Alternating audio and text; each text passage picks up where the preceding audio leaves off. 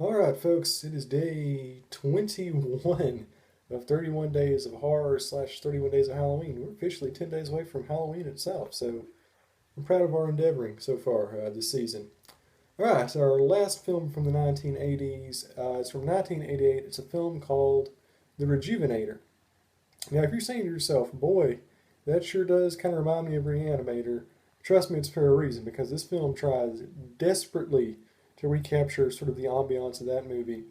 Even though thematically it really doesn't have anything to do with Reanimator, outside the special effects and some of the gore scenes you see later on. But really, what this film actually is sort of like an unacknowledged like remake of The Wasp Woman. You know that old Roger Corman movie from the 50s about like the makeup CEO and she's getting old, so she like takes this experimental like youth serum and it makes her look all young and stuff, and then she turns into a bee monster. Well, yeah, this is pretty much the exact same premise, except instead of turning into like an insectoid, bee creature with antennas, basically she turns into like, I don't know how to describe it, like a giant, like melting popsicle of flesh. I mean, it's, if nothing else, you can see it for the gore effects because there's some very icky stuff going on in this one. On par with The Incredible Melting Man, if I would say. Hopefully, someone out there has written some crossover fan fiction between The Incredible Melting Man and the protagonist of Rejuvenator, because that would be just fantastic, fantastic stuff. But anyway, yeah, there's really not a whole lot to this movie. We've got a woman who, ironically enough, and I love this, she's an aging actress, and her canonical name in the movie is Elizabeth Warren. For real, like that's really what they actually call her. And I just heard that, I'm just like, that's some stuff right there.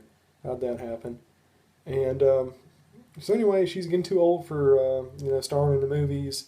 So it's kind of the whole the death becomes her thing, where she's really vain. And the actress herself, I mean, she's kind of at that weird phase where she's post Stifler's mom, but kind of pre Golden Girls. So I mean, she's still up until you'd make out with her. I mean, you say you wouldn't, but you would. And so she's got that going on, and she's hooking up with like this doctor who's working on like a fountain of youth serum, but it's untested. But they try it on some rats, and they turn into like giant hulking meatball monsters. But because she wants to be young again, she's like, I don't care, give me the injection. So she gets it, and then we kind of go into like a Batman territory where she basically becomes Clayface, to where she needs a constant, steady supply of this miracle drug, or else she literally turns like a melting puddle of goo. And I mean, there's some pretty decent scenes. Like my favorite's probably the one where she goes like a punk rock club. She's like making out like this really young dude, and then like all of a sudden like her face starts to like deteriorate. I mean, that's great. The thing is, beyond the special effects, there's really not a whole lot to this movie whatsoever. The acting is pretty basic. The plot not really that memorable. There's really not that many great scenes in it, outside of just watching this woman, melt like 45,000 times. But characters completely secondary, no scares whatsoever. Not really a whole lot going on. The atmosphere really isn't there.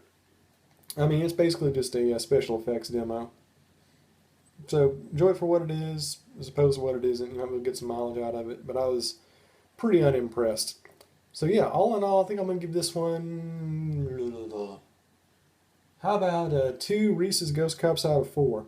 So it's about average. I mean, nothing good, nothing terrible, just kind of there. They're way, way better from this point in time, the late 80s, in this one. But, if you got a Totino's pizza in the oven and got nothing else going on, there's worse background noise, I suppose. All right, day 22 coming up. We're entering the 90s, and we have got one of the best under the rug hidden gems in horror history to go through. You do not want to miss that one. See you then.